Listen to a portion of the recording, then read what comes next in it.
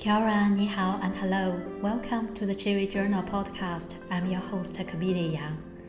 This is a special episode featured a guest speaker, Eric Jorgenson, at 1729writers Cohort 2. 1729writers is a group of writers inside of the 1729 online community.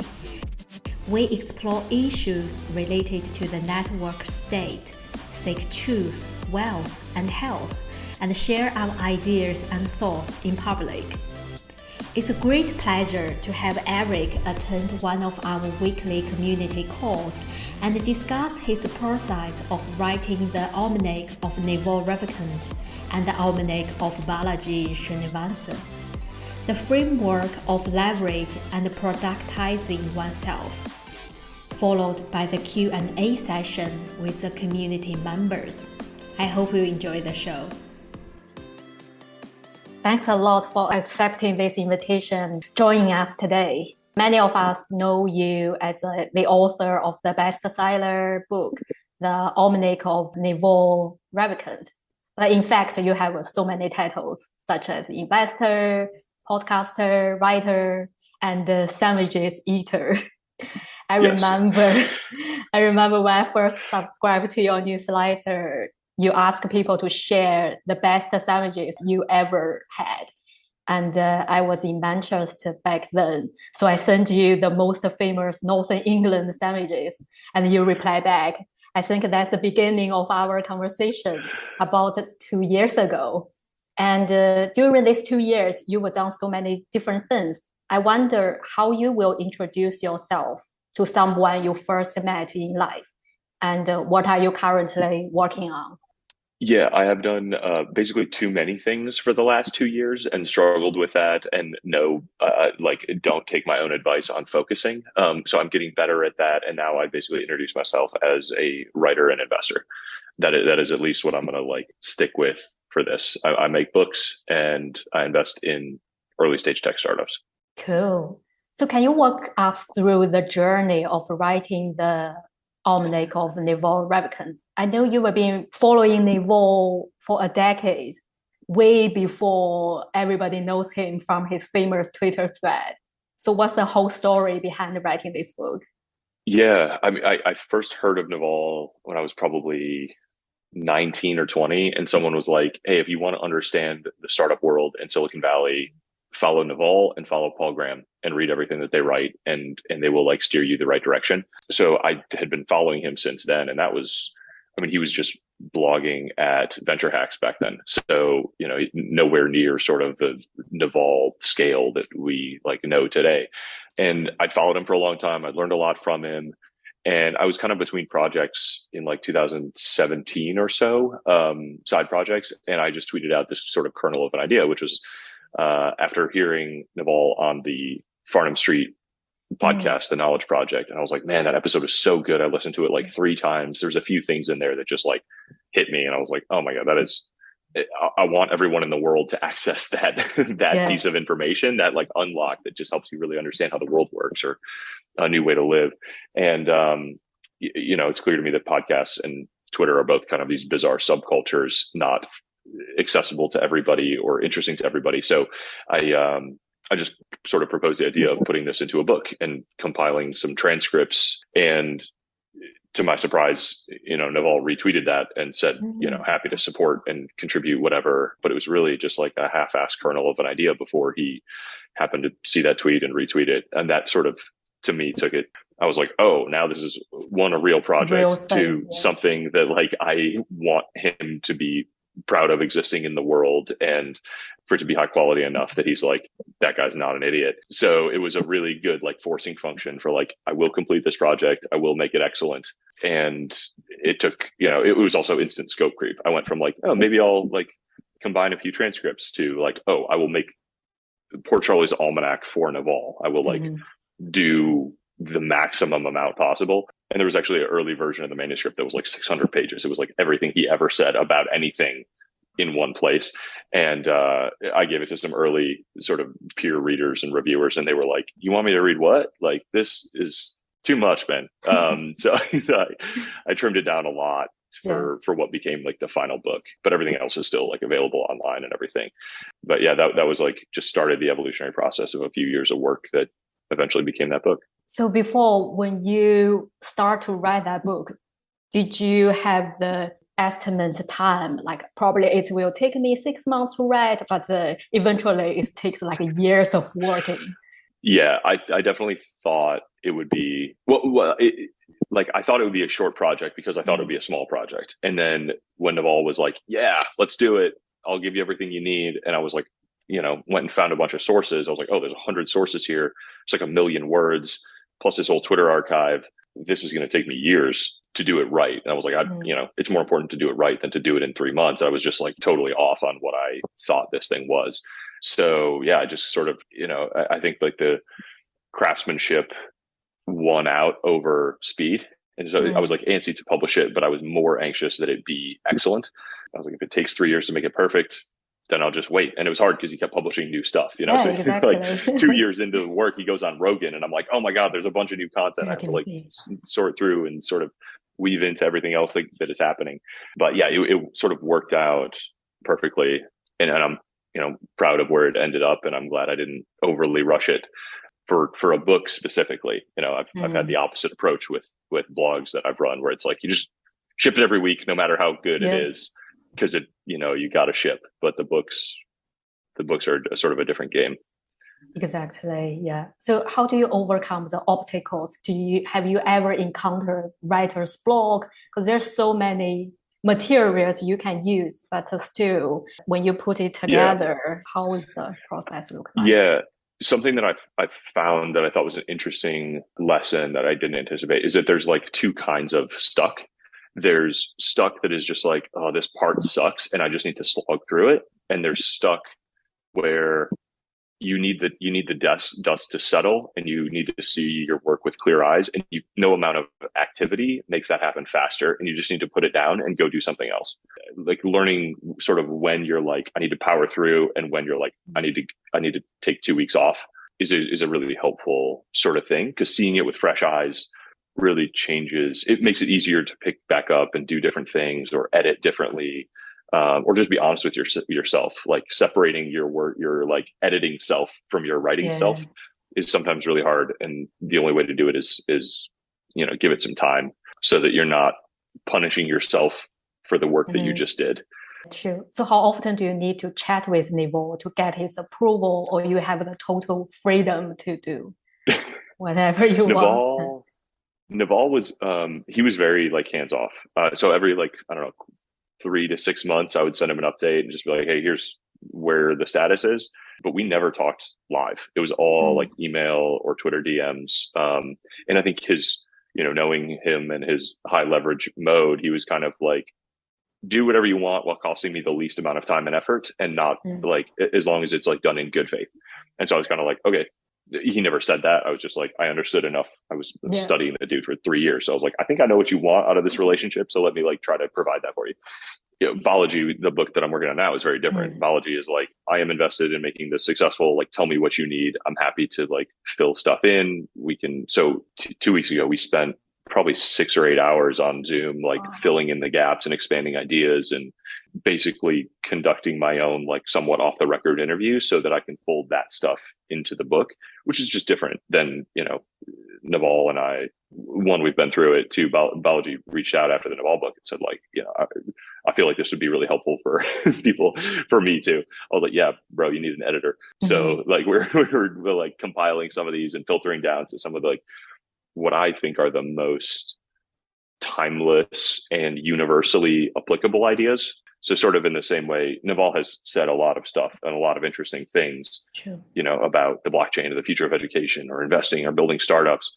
And it was really a process to filter down to, what is the most universally helpful so that most people on the earth can get a benefit from it. And also, it'll be as relevant in 10 years or hopefully 50 as it is today. And going through the same exercise with Balaji is just a little different because he's so, a lot of his stuff is contemporary or geopolitical or predictive, like for a specific moment in time. But I think we're getting there. So I think this will be hopefully a really interesting and helpful book as well. Yeah, I noticed that Naval is very good at narrowing down the ideas and sharing the bite-sized wisdom.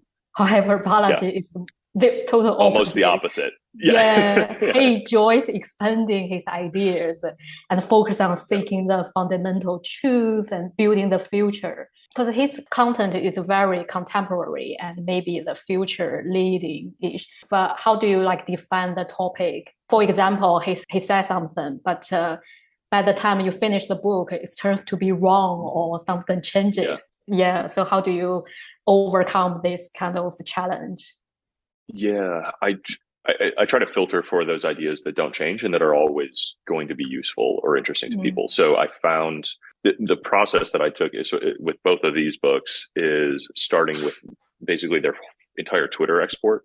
And so I've got, 20,000 tweets in a spreadsheet, and I go through and do like 0 or 1, good or, good, quote unquote, or bad, quote unquote. Like, so just filtering for, is this a timeless, excellent, sort of universal, well phrased piece of content idea or not? And that takes it to maybe 10 to 20% of the total tweets. So then you've got, you go from 20,000 to like a few, 3 or 4 thousand.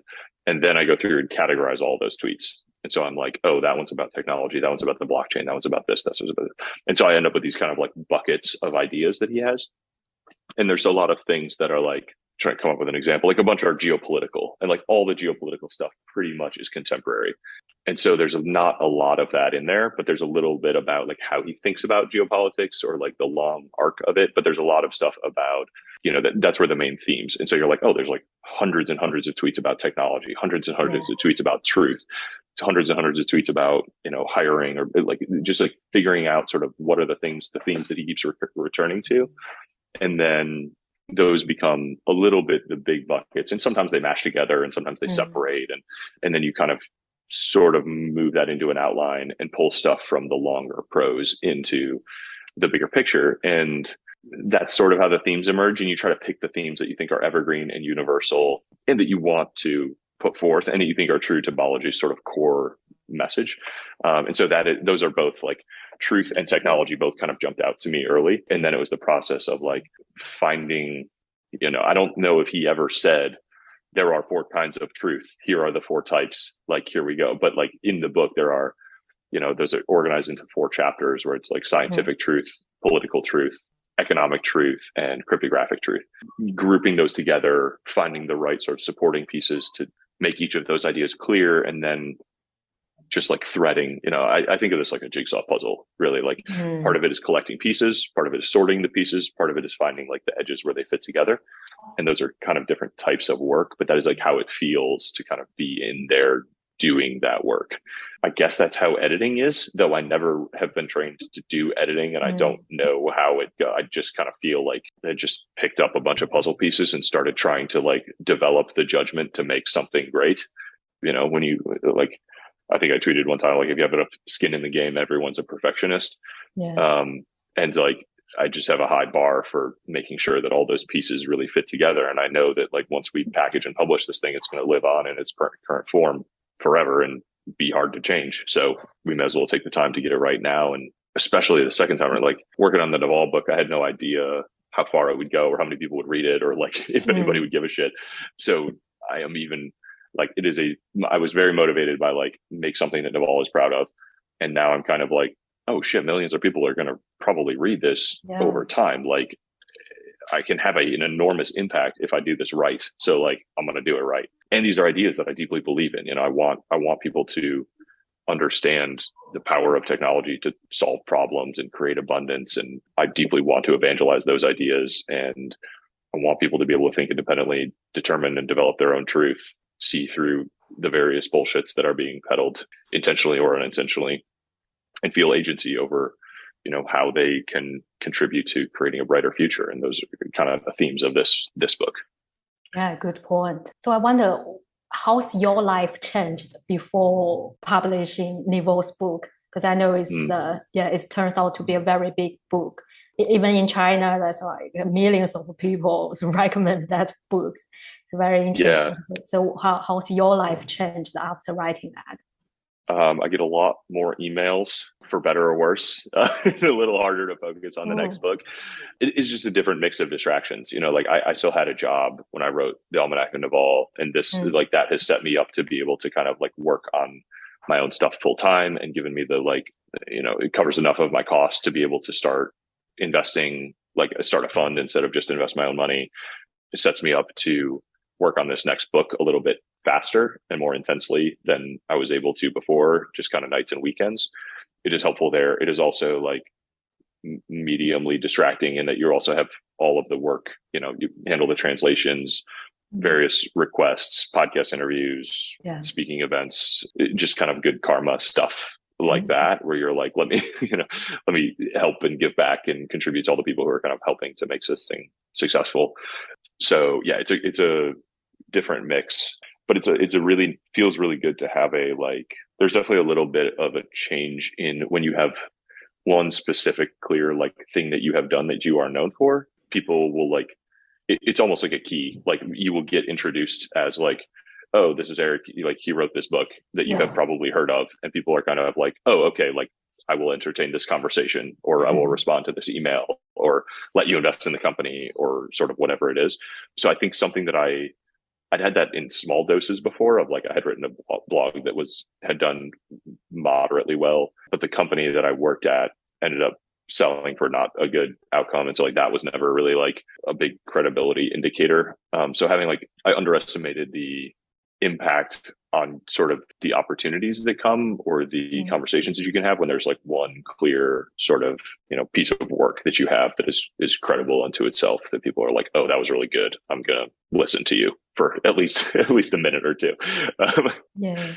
When I look at your website, I see you take Naval's idea of leverage into a very detailed course and write some blogs Yeah. about that. Because Naval labeled and framed these concepts of leverage. I wonder what's your understanding of leverage and why do you think it's so important? There's a lot of ideas that he has that are kind of like complete unto themselves. And to me, leverage was the idea left in that book that I was like, oh, I want so much more about this. Like he showed us the door, but he didn't map the whole maze. And Mm. I was like, there's so much there. It explains, it is one of those things that like explains a lot of the world that you see. It lets you predict the outcomes of current trends that you see, and it actually should affect your own planning. So there's not a lot that is kind of like explanatory and predictive and influential as far as ideas go. So when even when I was working on the book, I was like digging, trying to find more stuff on leverage that he had said and like wanting to kind of continue to explore that. And then basically, as soon as I was done, I was like, all right, I want to like keep writing about this. I want to formulate my own kind of frameworks for it. I want to almost first principles and like go back to like, all right, what's the actual physics mental model? What is the math behind it? How does it work? What are the other examples? How can I fill out like case studies? How can I map? How can I, once I have this framework, how can I sort of apply it to all of these different like people's success stories that I've seen and see if it fits with all of those, and just like bang that mental model into my head and develop a bunch of ways to think about it. And so I did some of that work. And then in building the course, that was really like me teaching myself and like recording everything along the way. So it's like, if you want the same like stuff in your head that I just put in there for me, like you can go through this. So that idea is probably the most life changing on the wealth side of things, of just like learning to see the world in leverage and think in leverage. Mm. And it drove a lot of my thinking about investing and reinvesting in my business and how I prioritize different types of work in my world. So yeah, I think that's a really, really interesting one. I'm happy to kind of keep going into that, but I don't want to turn this into a leverage speech unless you guys want that. I think we're very interested to know because for me, Yeah. for my understanding, the leverage can be the human capital, code, or media. Can you elaborate more? Yeah, so I think Naval's definition of leverage is actually like slightly narrower than mine.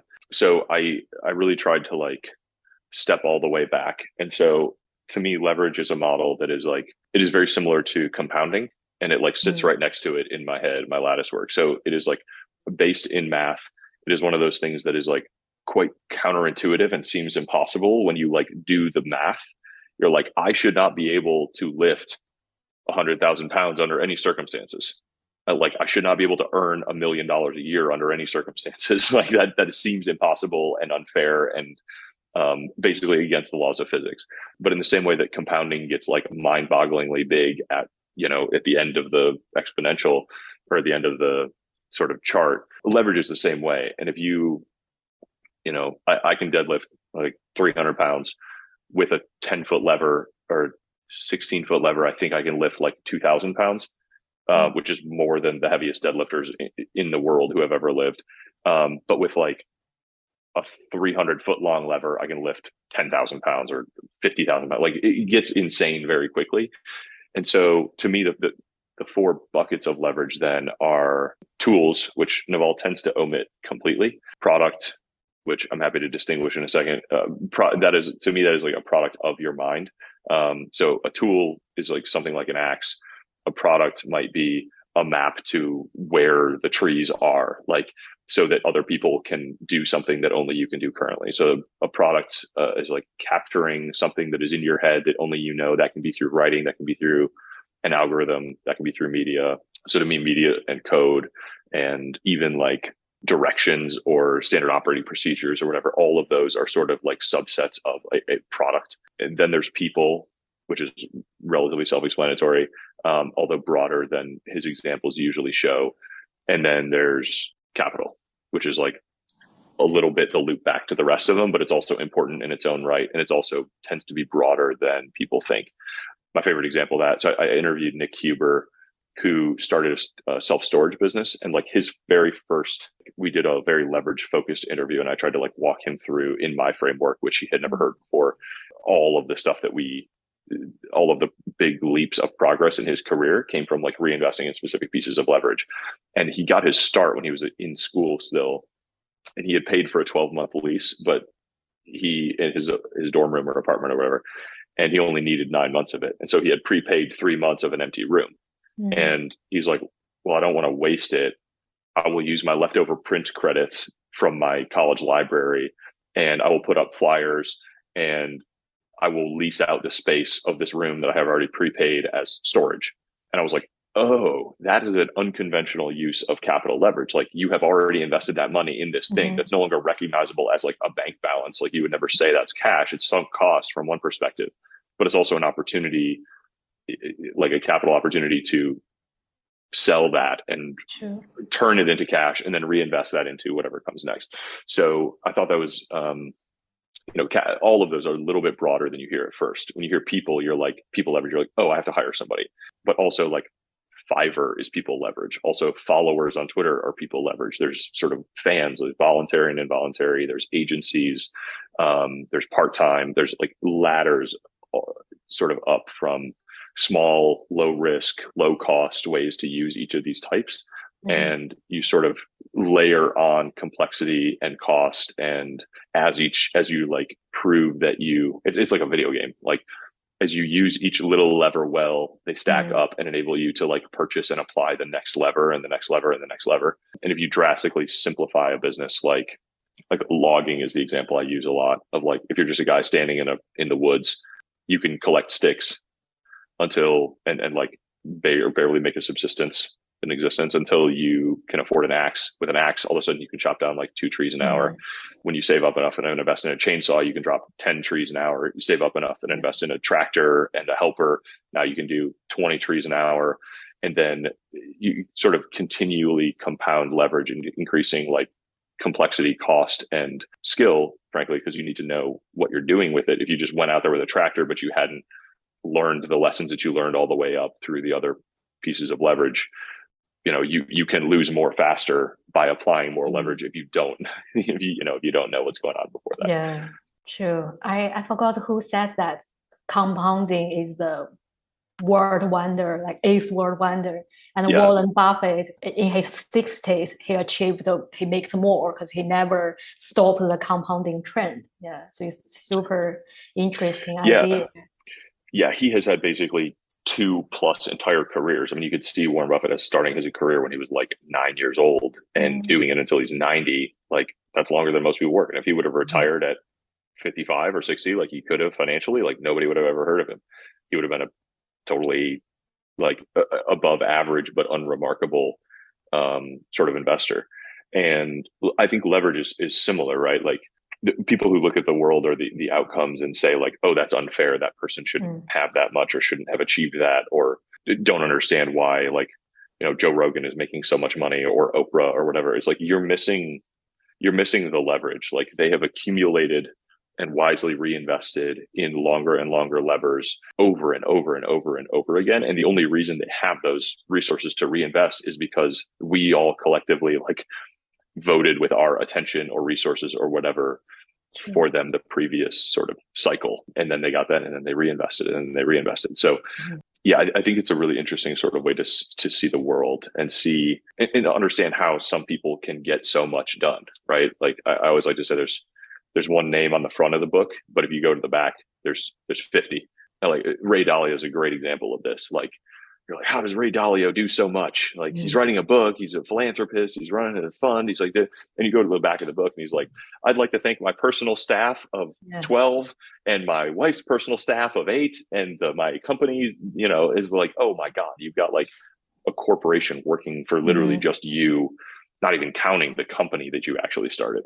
And like, that is, most people don't shine a light on that very often, but it is usually true that the people that you look up to or see have, at least in some form, some enormous leverage. For Naval, it's a bunch of capital. It's a lot of Twitter followers. It is a great reputation that he has sort of built over the years. It's, all of the people at AngelList, for Balaji, it's all of us who sort of believe what he says and support him and evangelize those ideas. It's probably a bunch of capital also, though he's not as much of an investor focused person as Naval. But yeah, on and on and on, sort of the rabbit hole goes. And it's a helpful way for me to look at the world and to sort of plan my work. Yeah. So how do you invest yourself or productizing yourself? Yeah, I mean, probably the couple biggest leaps of sort of leverage that in my life have been, one, publishing the book was probably the biggest. Second was probably hiring an assistant, which I was sort of, I don't know, not against. I just kind of like didn't think of myself as an assistant person until I started thinking in leverage. And I was like, I am doing a whole lot of, 10 to 20 to 30 to $40 an hour tasks that just keep the boat afloat.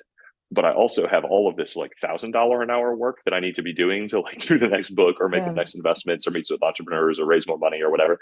And like, it's just stupid to not get some help to do some of this stuff. And it was in working through building the course and thinking through this and actually like doing the math and thinking in frameworks and being like, what is the logical next step to do to take care of this? And I was like, all right, gotta get an assistant. So I hired someone full-time through Athena, which I'm a big fan of. And I have a podcast episode with the founders of Athena. If you want to learn more about that, that's quite a cool service. And that has been a huge sort of step up for me, to help with research or responding to emails or taking care of some of the life things so that I can spend more time sort of working and doing stuff like this. Probably the third thing is investing. That is something that I thought of as like, intellectually that's high leverage at the very end, and you kind of like feel it, but it just, the feedback loops are so slow that it's hard to think of it as a really, really high leverage activity. Getting my head around that more and focusing on it and thinking of capital leverage, as like, put this money to work for you. It will take a while to come back, but it will. And in the same way, starting a fund is like, okay, it's the same motion basically to invest 10,000 or to invest 50 or 100,000. So why don't I do the work now that basically adds a lever to this thing that I'm already doing and will probably only get better at and do at a higher and higher level over the rest of my life. So no reason to delay sort of starting that fund and adding leverage to that. And it improved, the deal flow and the outreach and everything that I got right away too. So that's been a really good sort of, I don't know, that prioritization has been rewarded already, I think. Yeah, that's cool. I'd like to ask you a tricky question before I hand over to audience. I think people have so many questions. So my question is, so when you work on Naval and the Balaji's book, because you need to be very objectively, not to put in a lot of your thoughts, but to just keep their original content. I mean, have you ever found some ideas or opinions you disagree with?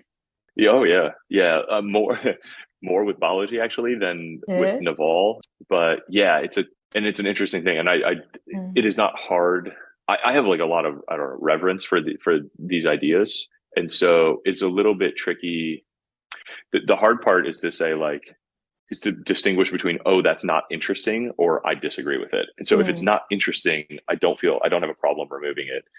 If I disagree with it, but I think it's interesting and provocative and other people will strongly agree with it, or that it's good to show people, then I'd still include it. A good example from Balaji probably is he's very he's focused on like transhumanism and eternal youth and sort of life extension, which I think I am, pro science and pro longer lifespan and things. It is not super obvious to me that we should be figuring out how to like double our lifespans until we figure out how to like change our mind. So like we are already seeing like governments run by 70 and 80-year-olds kind of failing us in some ways. And I think we all know some like old racist people that are like, I don't know what would happen if you were around for 80 more years and the world kept moving and you did not.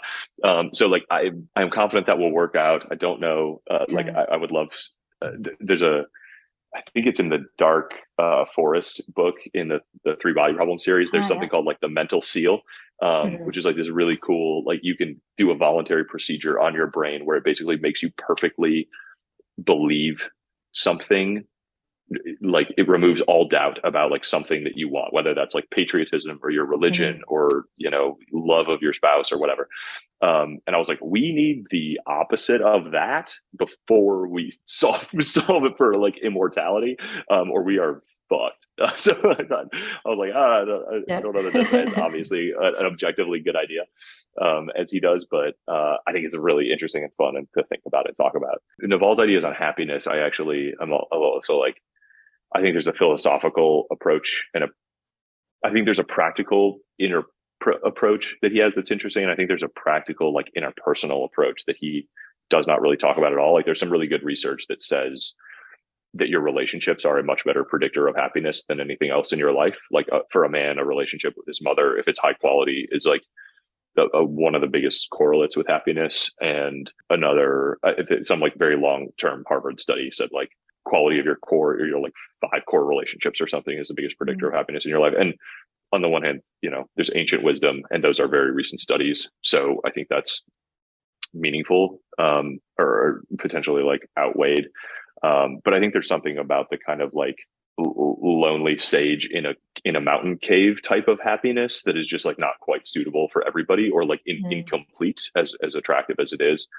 So it's not so much that I disagree with it, is just like I would love to talk to him about that and like tease out the nuance or see how he actually like applies stoicism when his 4-year-old kid is like crying or wants another cookie or whatever. Like I can't imagine him like dispensing some of his aphorisms like to a 4-year-old or to his wife in the same way that he does like on Twitter.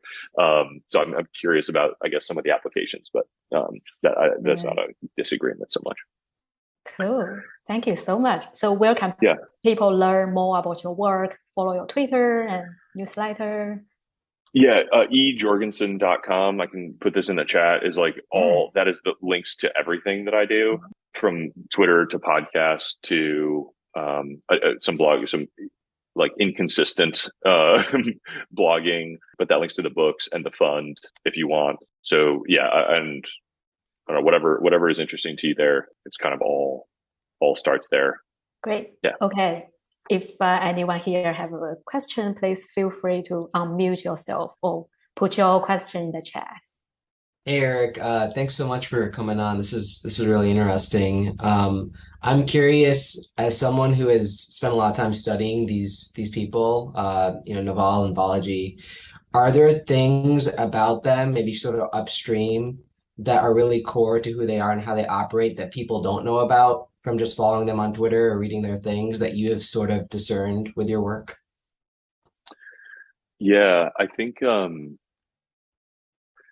neither book really goes super deep into like childhood. It's kind of like addresses it obliquely, but I do think like a lot of personalities are formed, relatively early in life and by sort of formative events.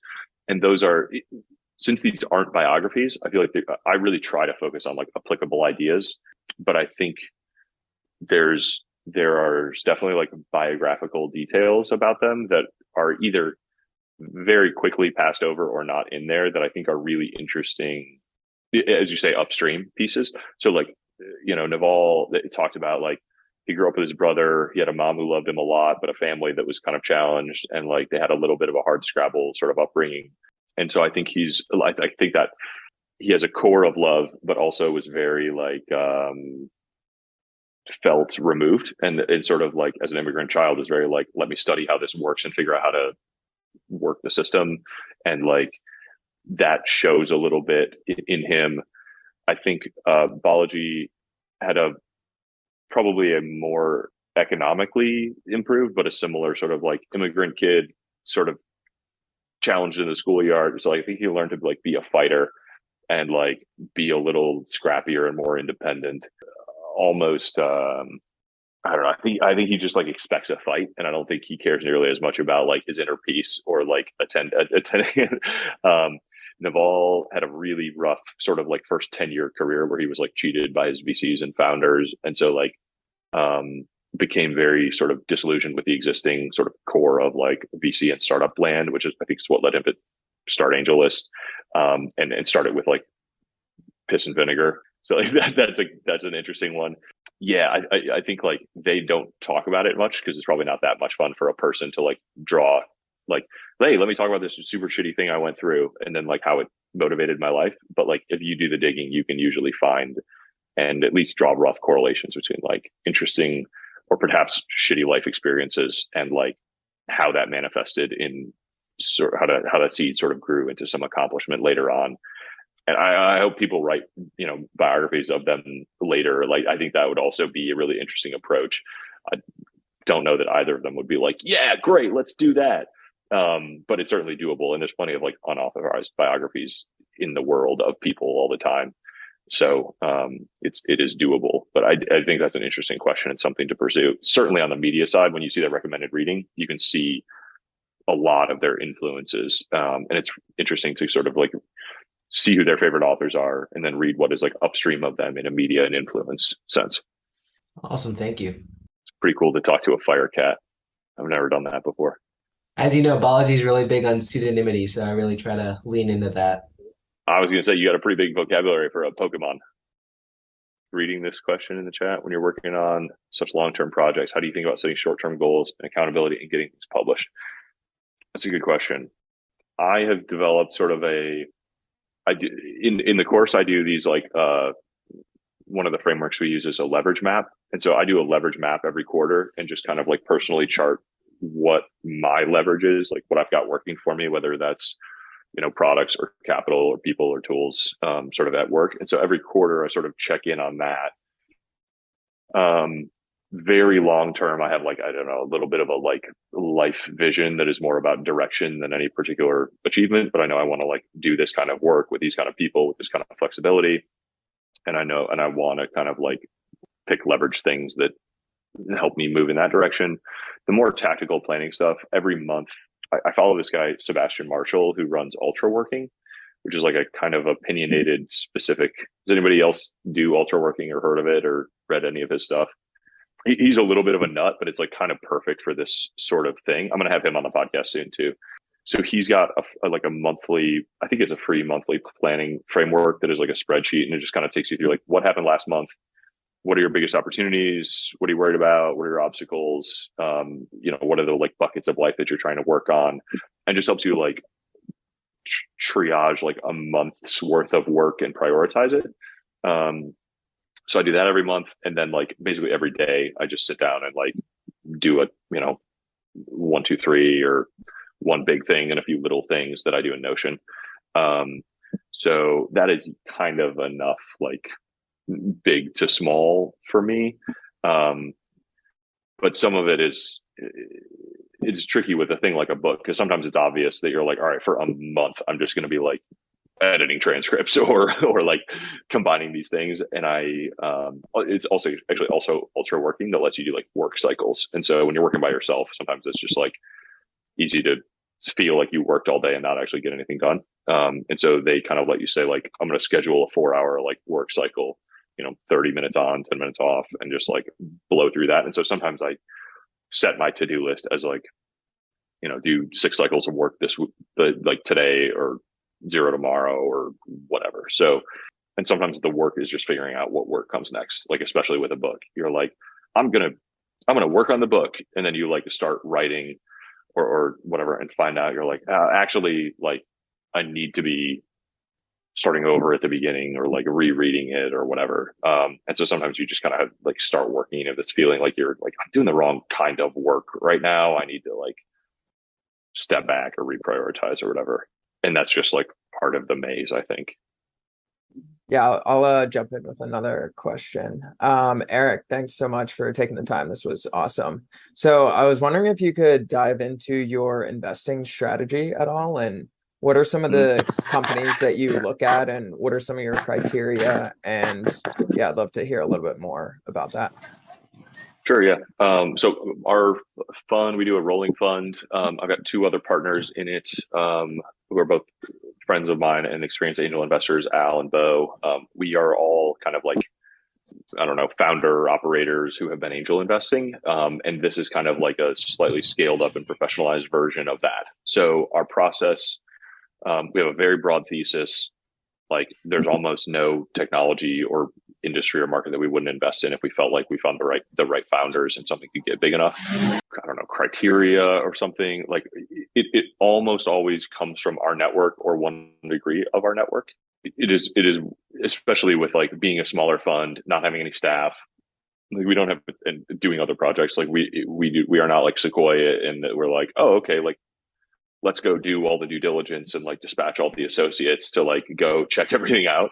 And so having sort of that like pre-diligence done by the network and the people that we already kind of like know and trust, is really, really helpful to kind of enable the type of investing that we do, which is like, earlier stage. Sometimes there's not a ton of stuff to go on. Like you don't always are like, oh, there's 20 customers who are all really happy and we can talk to some of them. Like sometimes there's not even quite a completed product yet.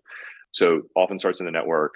The most common reasons that we pass, which I actually think is maybe the most helpful way to answer the question, is like either the technology is not new enough, or we cannot figure out how the company could get big enough. There's a lot of companies out there that are like, this would be a great 10 or 20x. The founders would probably do pretty well. I think they have high odds of success to that level, but we are looking for 100x outcomes, not 10x outcomes. And like, even if the founders do well, there is a scenario where like we don't do well by our LPs and investors, even if we get a 10x here, because it's just not enough to kind of like move the needle for the whole fund. So I hate it when I say move the needle. Sometimes it's involuntary. I'm better than that, I promise. So those are the most common reasons to pass, aside from just kind of being like, I don't have enough information about, this market or these founders or whatever else to go through. But to me, the more like sci-fi, the better. Like my favorite investment company we've invested in so far is like doing these enormous, like 6-rotor helicopter drones that are flown by AI and designed to build like arbitrary structures out of Adobe. So like they can build an entire house by like picking and placing like bricks of mud and then flying over with an impact hammer to like hammer it all together and smooth it out. And it looks like Star Wars. It is absolutely awesome. It's early stage, like but when you kind of, it turns what is like currently a 4-vendor like drywall, framing, insulating, drywall, like spackle and painting process into a 1-vendor robotics only sort of like pure electricity, way cheaper cost of materials building that is more eco-friendly, captures more carbon, is built faster and less labor and more sort of like location independent. Like it is kind of really crazy what they can do. It is, very early, but there's really scrappy, super smart founders. So I think they'll figure it out, and hopefully, we will all buy houses built by drones in the future. But that makes way more sense to me than like a factory approach or a gigantic, like capital intensive, like 3D printer that you have to like go put on a perfectly flat plot of land that like does concrete. I don't know. So that one's kind of out there, but I like it a lot. Awesome. Very solar punk. I love it. Yeah. Oh my God. So I love solar punk shit. So like, you gotta find any like solar punk thesis companies, like hook me up. I'm in. Awesome. That's actually, I'm gonna do the Almanack of Elon after this. I'm excited to get to work on that one. And after that, I actually think I'm gonna attempt to write some solar punk fiction, but I haven't really written fiction seriously before, so we'll see how that goes. Awesome. More questions. Besides research, any other examples where personal assistant has made a big difference in how you spend your time? Yes, though highly sort of dependent on your personal circumstances. So I'm happy to like share mine, but by no means like a panacea for everybody. In the last year or 18 months, I know we're recording, but I'm going to say off the record anyway. Like my father passed away. My aunt had a stroke. I got married. My then fiance like moved across the country. There's just been like an enormous number of life things that have happened. Like new rental properties to take care of, like all that in addition to transitioning the career, publishing the new book, starting another book, starting a fund, like some part accidentally, partly on purpose. I just went from like 2.5 jobs, which is kind of my normal, to like 5.5 jobs, which is like just fucking way too much.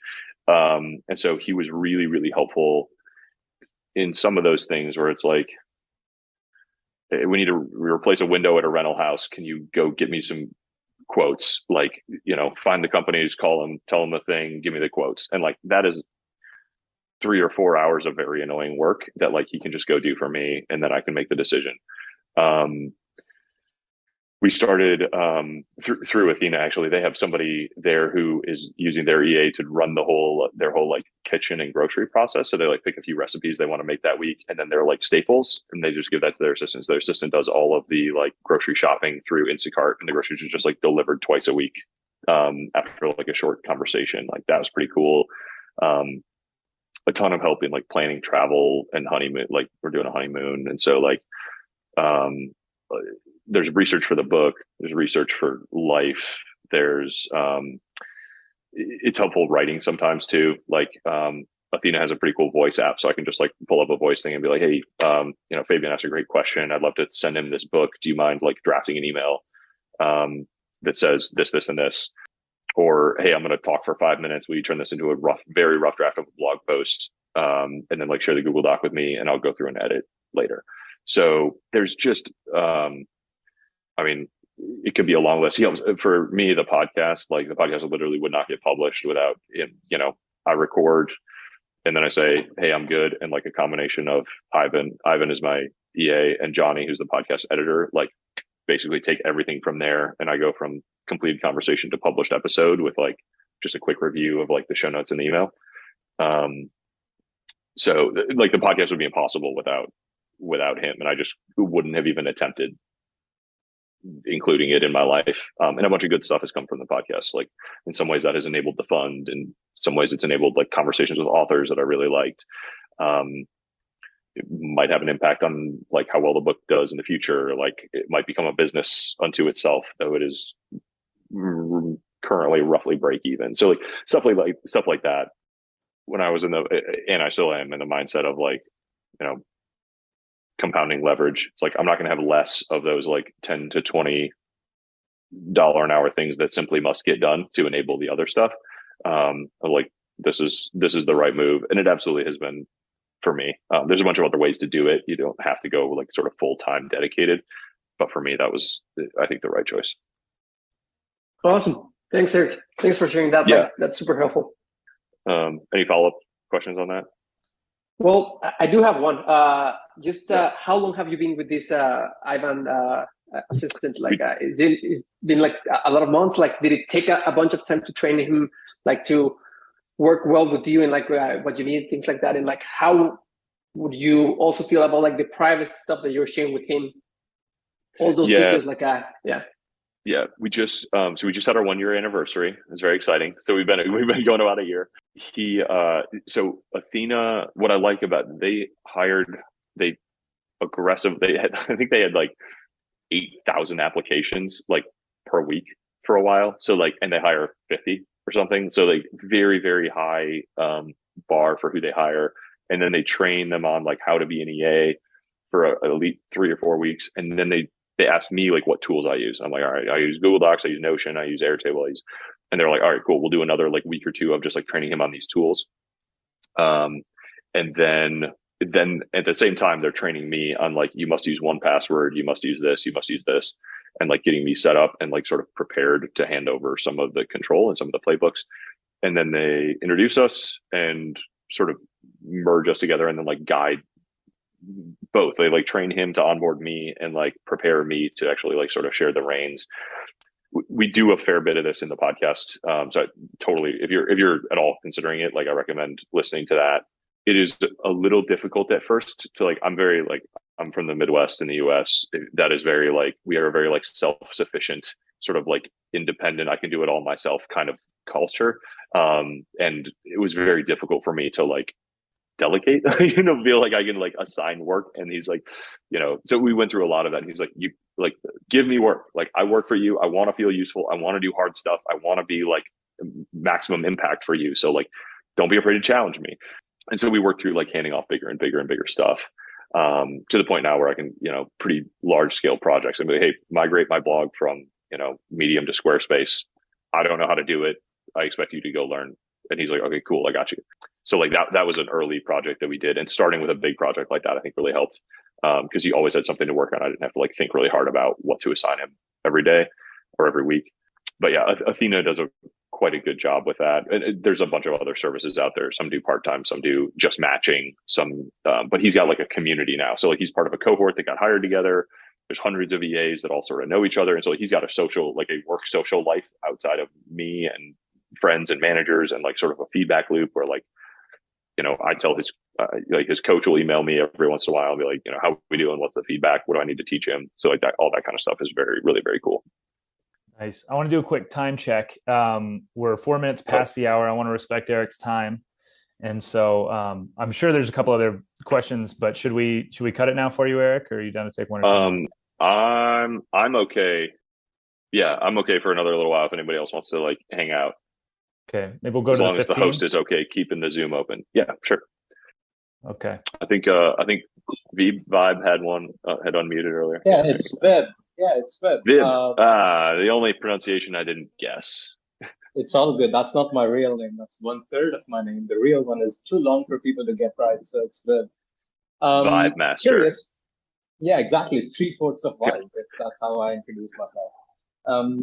Curious to know, like, how would you say, like, how Twitter has changed your life, or how important would you say, like, a Twitter following has been in your career? You mentioned that, followers is a form of leverage, but would you rather have like subscribers or both? Like, how do you view Twitter as a tool, I guess? I'm going to give you two equally true answers. Twitter has been instrumental in my life and career, I think.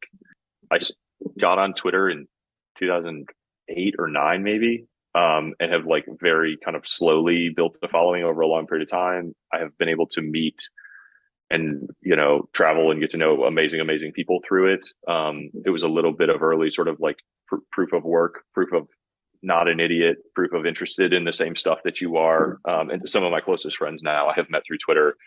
It's how I became friends with, like, I don't know, like a lot of people. And I don't think, I have no idea to what extent Naval just like looked at my Twitter and was like, yeah, this kid's legit. Like, he's been working a long time. Like, he's not a dummy. Like, I'm fine giving him my Twitter archive and saying and providing encouragement. Like, I don't know that he would have done that for somebody with 40 followers and a goose egg, but maybe he would have, or the Twitter egg or whatever. Yeah, bird egg. I'm I don't think that's still the default photo, but you know what I mean? I think it has been really meaningful in some of those ways. And I don't want to discount it or say that it was unimportant. I think it's, in some ways it is like easier than ever to start now. And like, I've seen friends start and go to 100,000 followers immediately by doing like crazy copywriting, hacky, maximally like fully Mr. Beast moding it and like make careers out of it. And I still think there's great people on there. I think its impact has probably diminished slightly, like in the context of other things. Like now that I'm doing, like, I don't think a Twitter follower is equal to an email subscriber. Like I think an email subscriber is worth a lot more, but I think one of the best ways to get an email subscriber is to like be on Twitter. So like it is a little bit of a dance there. But I know plenty of people with like wildly successful, happy careers that don't spend all day on Twitter. And I actually find myself spending a little less time on there now that I kind of am like found my groove. It's a very like, it's a great explore mode. You find like-minded people, you can get connected, you see crazy new ideas, and like, I don't know that it, like, I don't want to understate it, but I don't want to overstate it. Like if that, if that like makes sense. It's been instrumental. It's been instrumental. But you can also waste a shitload of time. And it is like the definition of like play stupid games, win stupid prizes. Like, I guess I would say like it's important, but don't let it be the only thing that you focus on or that you do. Cause you can still get like platform rugged incredibly hard. You can build the wrong kind of following. You can build a following that isn't like very valuable or like, but you don't even need to build a following to like, you know, be successful on Twitter. You can be a consumer and just like get the best out of Twitter, but like be very intentional about how you do it, because Twitter does not have your best interest at heart particularly. And it's getting increasingly like opinionated about the shit that it shows you and who and how. Like I mostly follow lists and read that are pretty well curated. I use the latest only feeds, so I don't just see whatever Twitter wants me to see through like the home feed. And I use it to try to, I literally try to make friends with it. Like I want to find people that I want to be friends with. I want to go offline, have one-on-one conversations with them. Like it is the beginning. It is not the whole of the work, if that makes sense. Kind of in line with my experience. I don't use the app. I use the mobile browser, but I force myself to spend less time on Twitter. I do too. Yeah, I only use Twitter on my phone through Safari now because I'm like, this is terrible. I'm gonna close it and go do something else. I am like almost happier the less time I spend on Twitter these days, which I think is which is why I'm like a little cautious to be like, yeah, it changed my life. You should go spend all day on it, because like that may have been more true 6 years ago than it is now. Nice. I have a question about you were talking about leverage and continually reinvesting in longer and longer levers, and how that's led to tremendous success for a lot of people. And it makes me think about the discipline that's required and actually to do that. And so I'm curious of your thoughts about the interrelationship between discipline and leverage, and how you kind of stay disciplined and motivated. Yeah. It's a good question, because leverage is, I always hesitate to like be like, yeah, leverage, go, great, this is all gravy, because it increases the danger mode of like the game that you're playing. Like you can fail harder and faster, and if you reinvest in leverage without successfully increasing your earnings, like if you buy the tractor and then don't use it as a lumberjack, or like buy it and then crash it, like you, depending on like your margin of error and how much you reinvested and how successful you needed to be over what time horizon to like stay liquid as a business owner, like there are times when you can reinvest in leverage and sort of get more leisure out of it, but there's also times and ways that you can reinvest in leverage and like you better work your ass off, or like you have made your situation worse, not better. Like you have doubled down and you need to perform and achieve and like have this outcome in order to reach that new level. It is definitely a double-edged sword, and you can hurt yourself more playing with more leverage than you can without it. And that is not always, that is true of financial leverage for sure. Like if you're taking debt in like the traditional, like the Wall Street phrase of the word leverage, that is definitely true. But it is also true with like, what is the impact if you tweet something that like people do not like, that is an off-color opinion with 100 followers versus 100,000 followers, like you can get socially wrecked with a big following way quicker than you can with a small following because nobody cares. And if you have a big team and you fire the wrong people, or like just like life can fall apart way faster in some cases, or it gets harder to manage. So I think maintaining some discipline around like the right ratio of leverage to your skill or your confidence or the capital that you have, stashed to like weather and watch that leverage compound. Like I would not spend my last dollar on hiring an EA because that might take 6 months to pay off. Unless you're putting them to work immediately as like, so that you can book more hours as as an agency that you're running, and that like turns into immediate cash flow, right? Like there's so much to these contexts and every individual decision that like, it's very difficult to have a prescription other than like, be slightly careful and try to really understand the investment that you're making or the risk that you're taking, and know when you're making the kind of bet that you need to run faster and when you're making the kind of bet that you can slack up the pace. Like they're different things. I have a friend who took on he was in like the permanent the private equity thing, and he had a bunch of jobs, but he took on debt, a big loan, a personally guaranteed loan to buy, I think it was a countertop creation business. He moved his whole family across the country, took a personal line of debt, built this business. And so he like huge capital leverage, suddenly had a team of 20 people that he had just met, and all the customers and like the seller, like he was in the maximum, like he had added a ton of leverage, but he had also exposed himself to a massive downside really quickly. And he's like, this is the hardest year I've ever worked in my life. I have never had more on the line. I spent 20 years preparing for this moment and like getting ready to make this bet. But this is like, I have never worked harder with more at stake.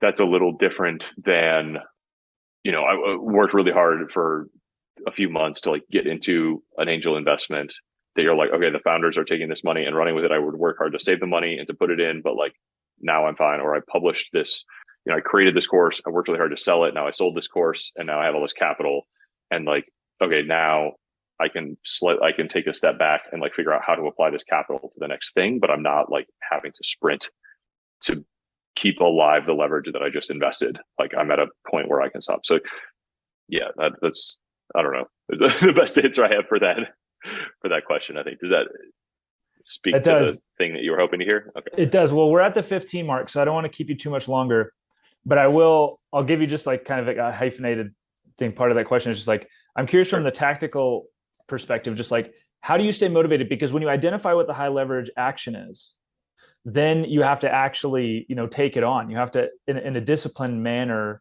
kind of go after all this stuff. And it seems like you're somebody who's got the discipline to actually remain on point with all of these things. Do you know what I'm saying? And it takes some sort of a motivation to actually be properly pursuing all of these things in their proper order. Does that make sense? Yeah. Yeah, I would say there's like trade-offs between, it's also trade-offs between lifestyle, right? You're like, there's high leverage stuff that like you may not want to do, and that's totally fine, right? There is definitely like, I can't not work, and I also don't want to not work, like especially at this stage in my life. Like I'm very and increasingly picky about the kind of work that I want to do, but that I think is good. It's good for my lifestyle and my happiness. And I have a long list of projects that I think are good ideas, and some of them are potentially even higher leverage, like companies to start that are like, oh, that would probably be successful. But like, is it better for the world or better for me that I do that than go like write this next book? Like probably not. Like I wouldn't be happier trying to start that company. And even if I think it would like make more money or whatever, it wouldn't have the impact, or it wouldn't have like the personal day-to-day rewardingness for me of like doing this other thing instead. So I think it is important to not always like, there's a stage of your life where, and I went through this, where you totally like optimize for income, like over almost everything. I think it's hopefully not super, super long, depending on, what else you're doing. But also if you don't feel like you have to do that, like great, like you can make way better like lifestyle decisions as soon as you're out of that. So I don't think the pursuit of leverage is the pursuit of, the biggest financial outcome that you can. And I don't think any of the people that we were sort of following or talking about or studying would say that that's what they did, sort of at any point. But, to me, like, I want to add, I could hire more assistants, but like, I don't know what they would do aside from ask me more questions and like not have enough work to do. That is not, and I probably could go get a high paying job or sell more stuff or, there's just use leverage in a way that suits you, like in the lifestyle that you want. Like I wanted on Friday, a friend called me and was like, I'm going to Costa Rica tomorrow. I have a spare room in the house. Like, do you want to come with? And I was like, sure. Like I can leave the country on 24 hours notice and like come hang with you in Costa Rica for the week and still do what I need to do or push everything from that week out of that week. That's a great life. There's a lot of stuff there's a lot of decisions that like, or a lot of paths that are potentially optimal paths that you can't take if you want to maintain like sort of that optionality. And to me, like that is a good use of leverage, is like everything stays on the rails, but I am still free to kind of do what I want, but I'm still having an impact and still hopefully like doing good and creating that positive things and supporting all the ideas that I believe in while I do all that. Nice. So it's kind of relative to the aspirational lifestyle that you've thought through. For sure. Love it. Okay, great. So we've kept you 20 minutes past the hour. Thank you for being generous with your time. Of course. If you guys know how to get a hold of me, I'm relatively easy to like email or Twitter DM. So if you have questions that I didn't answer here or whatever, feel free to holler at me and I'm happy to kind of do my best. And I don't know, hope it was interesting and helpful. And I think we're all carrying the Balaji flag to some extent or another. So I hope you're interested to see the book when that comes out and can help get some new people to drink the Kool-Aid. Definitely. We'll all be reviewing it when it comes out for sure. Guaranteed. And perfect. Appreciate it. Yeah. It's an honor to have you here. And thank you, Cam, for bringing Eric as well. It was excellent. Awesome. Thanks, guys. Awesome. Thank you, Eric. Appreciate it. Catch you later. Keep writing those essays. Dig them. Perfect. Thank you.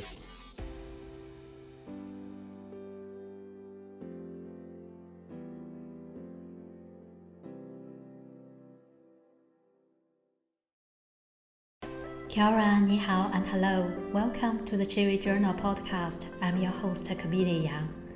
This is a special episode features a guest speaker, Eric Jorgenson, at 1729 Writers Cohort 2. 1729 Writers is a group of writers inside of the 1729 online community. We explore issues related to the network state, seek truth, wealth, and health, and share our ideas and thoughts in public. It's a great pleasure to have Eric attend one of our weekly community calls and discuss his process of writing the Almanack of Naval Ravikant and the Almanack of Balaji Srinivasan.